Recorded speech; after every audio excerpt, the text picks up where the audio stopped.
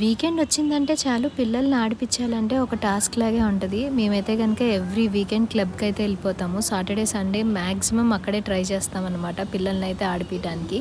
మాకైతే కనుక ఇక్కడ పిల్లలకి ప్లే ఏరియా ఉంటుంది, దాని తర్వాత ఫిల్మ్ కోర్ట్ ఉంటుంది, సినిమాస్ చూడొచ్చు, డిన్నర్ కూడా అయిపోతుంది. ఈ హెల్దీ అండ్ హ్యాపీ అట్మాస్ఫియర్ అనమాట. సో పిల్లల్ని అక్కడికైతే సాటర్డే రోజు తీసుకెళ్ళిపోతాము. ఈసారి అయితే కనుక సండే మార్నింగ్ కూడా రావాల్సి వచ్చింది ఏదో చిన్న పని మీద. సో మార్నింగ్ అయితే వచ్చేసామన్నమాట. మళ్ళీ వాళ్ళు యాజ్ యూజువల్ వాళ్ళు టిఫిన్ తినేసిన తర్వాత మళ్ళీ వాళ్ళు స్విమ్మింగ్ పూల్ కానీ వెళ్ళిపోయారు. స్విమ్మింగ్ పూల్ వెళ్తే స్విమ్మింగ్ డ్రెస్ అయితే తీసుకురాలేదని చెప్తుంది.